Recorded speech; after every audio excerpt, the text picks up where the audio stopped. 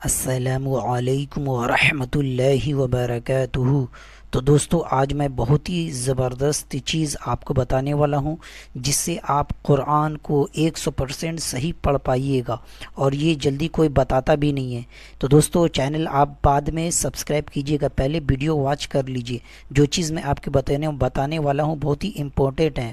تو دوستو، سورہ الفجر کے اندر اور بھی میں 2-3 سورہ کے بارے میں بتاؤں گا۔ تو دیکھیے یہاں پر سورہ الفجر میں یہاں پر دیکھیے، یا ایتھا النفس المطمئنہ، ابھی یہ دیکھیے الف پورا بالکل خالی ہے۔ تو اس میں ہم لوگ جیسے میں نے آپ کو نیکسٹ ویڈیو میں بتایا تھا، اس کو زیر پڑھنا ہے، حمزہ زیر پڑھنا ہے، ٹھیک ہے۔ تو یہ زیر کیوں لگائیں گے، اس میں کیا وجہ ہے جو زیر لگائیں، زبر کیوں نہیں لگائیں گے، پیش کیوں نہیں لگائیں گے، ٹھیک ہے۔ تو زیر اس میں کیوں لگائیں گے، تو یہ چیز آپ کو سمجھنا بہت ہی ضروری ہے۔ یا پھر کوئی بھی سورہ میں، وہ میں آپ کو بتا دوں گا، تو کوئی بھی سورہ میں ایسے لفظ آ جائے گا تو آپ آرام کے ساتھ اس کو پڑھ لیں گے، ٹھیک ہے۔ ایک یہاں پر ہے اور دوسرا میں دکھاتا ہوں۔ اور دوستو یہاں پر دیکھیے سورہ یہ ناس ہے، تو سورہ ناس میں جب یہاں پر دیکھیے من شر الوسواس الخناس، جب یہ ہم پڑھ کر کے رک جاتے ہیں تو اس کو دیکھیے الف پورا بالکل خالی ہے، تو اس کو ہم لوگ پڑھتے ہیں الذی یوسوس فی صدور الناس، ٹھیک ہے۔ تو اس میں ہم لوگ الذی کیوں پڑھ رہے ہیں، الف کے اوپر تو زبر نہیں ہے، زیر بھی الذی بھی پڑھ سکتے تھے، تو الذی کیوں پڑھ رہے ہیں، یا پیش بھی لگا سکتے تھے، ٹھیک ہے۔ ایک چیز یہاں سورہ ناس میں، ٹھیک ہے۔ ایک اور سورہ دکھاتا ہوں۔ تو دوستو یہاں پر دیکھیے یہ سورہ طٰہٰ ہے، ٹھیک ہے، طٰہٰ سورہ نام ہے۔ تو یہاں پر دیکھیے الف بالکل خالی ہے اور شین پر جزم آیا ہوا ہے، تو اس پر کیا لگائیں گے، ٹھیک ہے۔ تو یہ چیز آپ کو سمجھنا بہت ہی ضروری ہے۔ میں آپ کو سمپل ٹرک بتا دوں گا جس سے آپ کہیں پر یہ سورہ میں اگر الف خالی آ جائے تو زبر لگانا ہے یا زیر لگانا ہے یا پیش لگانا ہے، آپ کو میں سمپل طریقے سے بتا دوں گا، ٹھیک ہے۔ تو چلیے میں پھر سے اپنا جہاں پر شروع کیا تھا وہاں پر چلتا ہوں۔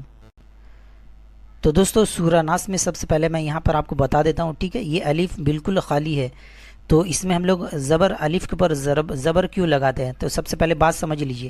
دیکھیے جیسے انگلش گرامر ہوتا ہے تو اس کے بھی کچھ رولز ہوتے ہیں، کچھ اس کا رولز ہوتا ہے، ٹھیک ہے۔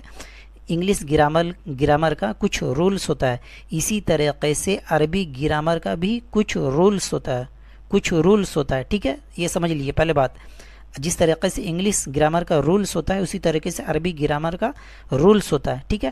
تو بات سمجھ لیے، جب بھی الف کے بعد لام آئے گا تو اس کے اوپر یعنی پچھلے حرف پر زبر لگائیں گے، ٹھیک ہے۔ جب بھی بس سمجھ لیے، پہلے الف کے بعد اگر لام آئے گا، ٹھیک ہے، الف کو تشدید ہے، زبر خالی رہے گا تو الگ بات ہے، لیکن ملانے والا الف خالی رہے گا، اس کے بعد اگر لام آیا ہے تو الف کے اوپر زبر لگے گا، یہ ٹھیک ہے۔ یہ گرامر کا رولز ہے، ٹھیک ہے، عربی گرامر کا، الف کے بعد لام آئے گا تو زبر لگے گا، ٹھیک ہے۔ یہ چیز سمجھ لیے پہلے چیز۔ تو دوستو عربی گرامر کا دوسرا رولز آپ کو بتا رہا ہوں، دیکھیے یہاں پر وہاں پر زبر لگائے تھے کیونکہ الف کے بعد لام آیا ہے تو اس میں زبر لگے گا اس حال میں، ٹھیک ہے۔ لیکن یہاں دیکھیے الف کے بعد را آیا ہے، را پر جزم ہے، تو اس میں ہم لوگ زیر کیوں لگاتے ہیں، ٹھیک ہے۔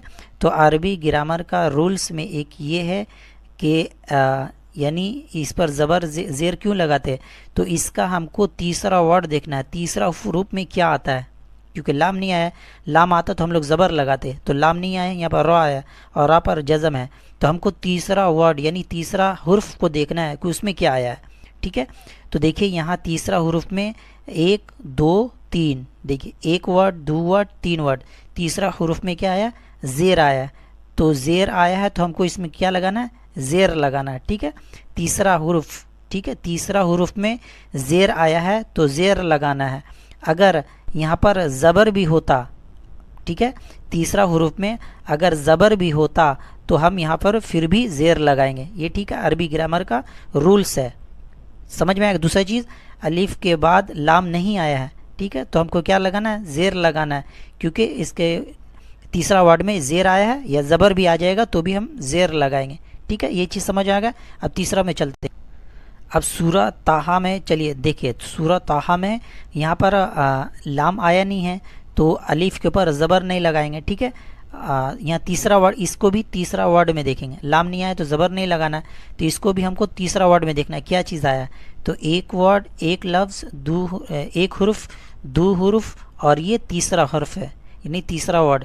تو تیسرا ورڈ میں پیش آیا ہے تو ہم کو کیا کرنا ہے، یہاں پر پیش لگانا ہے، الف کے اوپر کیا لگانا ہے، پیش لگانا ہے، کیونکہ تیسرا، یہی عربی گرامر کا رولس ہے، ٹھیک ہے۔ تو تیسرا ورڈ یعنی تیسرا حرف پر پیش آیا ہے تو ہم کو الف